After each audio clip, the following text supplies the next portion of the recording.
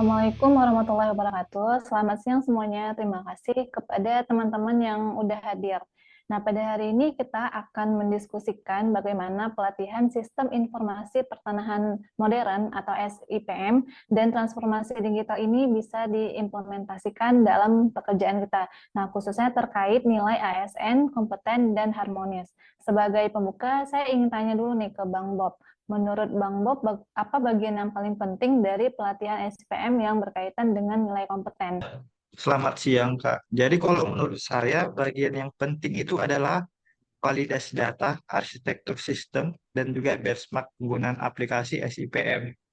Kalau ASN memahami betul bagaimana data dikumpulkan, diverifikasi, dikelola, dan didirikan lewat sistem, maka kita bisa menjamin pelayanan yang akurat dan terpercaya. Itu inti kompeten.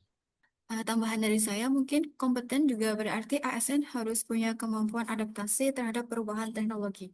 Pelatihan ini bukan hanya soal mengoperasikan sistem, tapi memahami bagaimana sistem ini bisa merespon kebutuhan masyarakat, keamanan data, integrasi antar wilayah, dan kinerja sistem secara keseluruhan.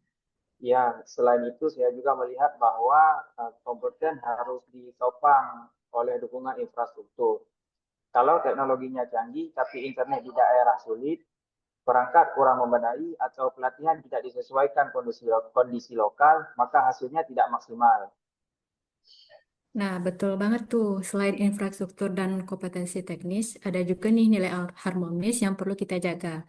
Pelatihan SIPM sendiri dilakukan secara virtual dengan melibatkan banyak pihak seperti pejabat pusat, kantor wilayah, kerjasama dengan University of Melbourne, dan organisasi seperti CSDI LA. Nah, dengan komunikasi yang baik, kita saling menghargai, kita bisa membangun ekosistem digital yang bisa menyatukan semua pihak. Oke, baik. Nah, saya kira kita udah melihat dari dua nilai itu ya, yaitu kompeten dan harmonis.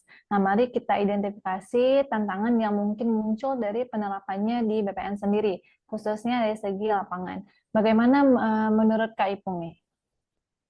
Tantangan pertama adalah mungkin perbedaan kemampuan teknis antar pegawai. Ada yang sudah sangat familiar dengan sistem digital, ada juga yang masih asing, terutama di daerah terpencil. Pelatihan perlu dirancang agar bisa mengakomodasi tingkat kemampuan yang berbeda. Tantangan lainnya adalah keterbatasan fasilitas dan akses internet. Beberapa waktu lalu, kantor wilayah atau pelayanan pertahanan daerah tidak punya koneksi stabil atau perangkat hardware yang memadai. Padahal virtual training dan penggunaan sistem SIPM butuh akses yang baik. Oke, nah bagus ya. Semua itu poinnya penting. Nah, sekarang coba kita usulkan solusi agar nilai dasar ASN kompeten dan harmonis ini bisa lebih kuat di pelaksanaan SPM.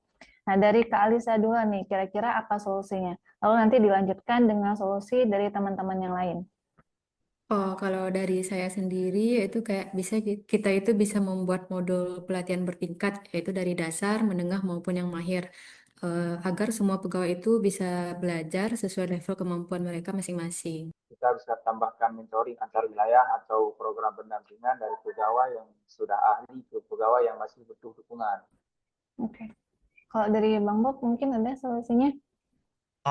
Mungkin kita perlu alokasi anggaran khusus untuk infrastruktur di daerah, internet, server, perangkat keras. Tanpa itu transformasi digital akan sulit untuk dijalankan merata.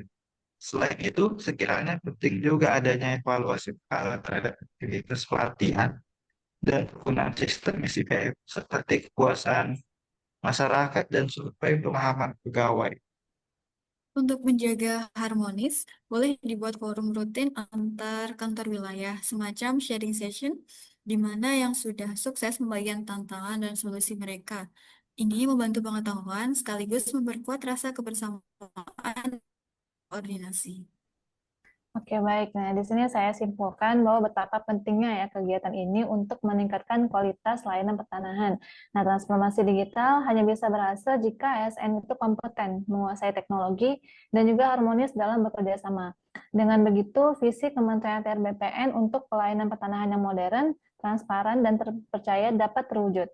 Oke, sekian dulu diskusi kita pada hari ini. Terima kasih semua atas waktu dan partisipasinya. Sampai jumpa di diskusi menarik berikutnya.